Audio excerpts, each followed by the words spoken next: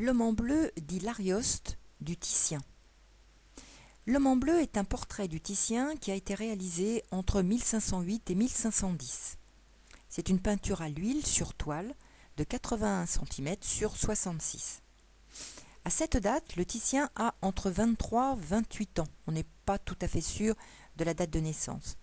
Il a fait son apprentissage chez les frères Bellini et il s'est associé ensuite à un autre peintre qui était un apprenti aussi des frères Bellini qui s'appelle Giorgione.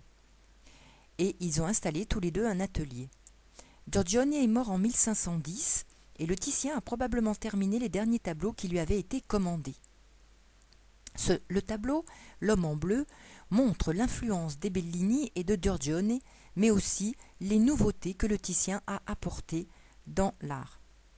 Pendant longtemps, on a pensé que L'homme en bleu était le portrait du poète Ludovico Ariosto. Aujourd'hui, la seule certitude est qu'il a été fait d'après modèle, et l'objectif du Titien était de montrer ses talents pour obtenir des commandes.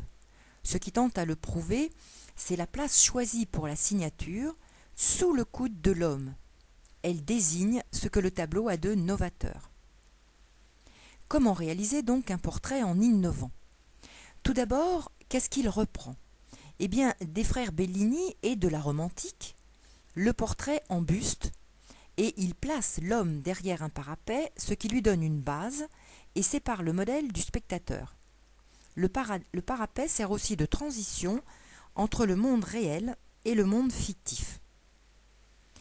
Ensuite, il reprend de Léonard de Vinci le travail du torse, l'épaule en avant, la tête tournée de 3/4.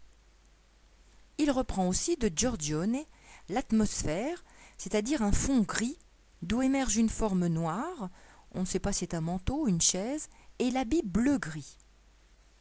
Mais il va beaucoup plus loin.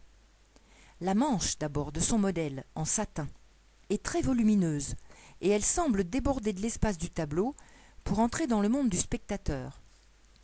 De cette façon, le peintre enlève la barrière entre les deux mondes et crée une illusion de 3 dimensions ou tridimensionnelle. L'homme, en plus, nous regarde. Il a un regard oblique, pénétrant et incisif, et il révèle ainsi notre présence. C'est une autre barrière qui est supprimée entre les deux mondes, réel, fictif. Cet homme aussi, il est plein d'assurance et de confiance en lui. On peut donc dire que Titien a saisi un individu dans un moment unique. Alors pourquoi ? Eh bien, au XVe et XVIe, le genre du portrait se généralise. Les rois, l'empereur, les têtes couronnées, mais aussi les marchands qui se sont enrichis en commande. C'est la mode. Et en même temps, le maintien aristocratique, c'est-à-dire une attitude de nonchalance et de confiance en soi, devient la règle dans la vie publique et privée.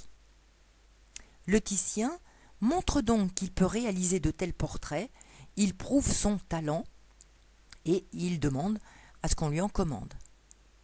Il innove donc sur ses contemporains et il va innover jusqu'à sa mort en 1576. Il va travailler sur la taille des tableaux, la lumière, la couleur et la tridimension. Alors pour la lumière et la couleur, il place un fond ombré, puis plusieurs couches très fines de glacis ou de vernis qui accrochent la lumière. Le modèle est peint, parfois avec plusieurs couches, ce qui permet de donner un aspect de matière et de volume, et puis il place d'autres couches de vernis, localisées simplement pour donner des reflets. Ces tableaux prennent ainsi un aspect de transparence et de luminosité qui n'a jamais été atteint ailleurs. Il ajoute le reflet obtenu par un miroir ou une cuirasse pour donner l'illusion de la tridimension. Enfin, il innove encore en faisant par la suite des portraits en pied. Avec des tableaux plus grands, le spectateur se recule. Donc, il n'a plus besoin de peindre avec beaucoup de précision. Le dessin préparatoire avec ses contours disparaît, ce qui donne à l'artiste beaucoup plus de liberté.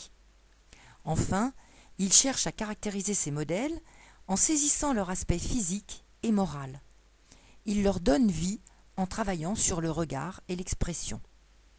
De cette façon, il prend parti aussi dans la querelle qui existait entre les arts. Il montre pour lui que la peinture domine bien la sculpture et l'architecture.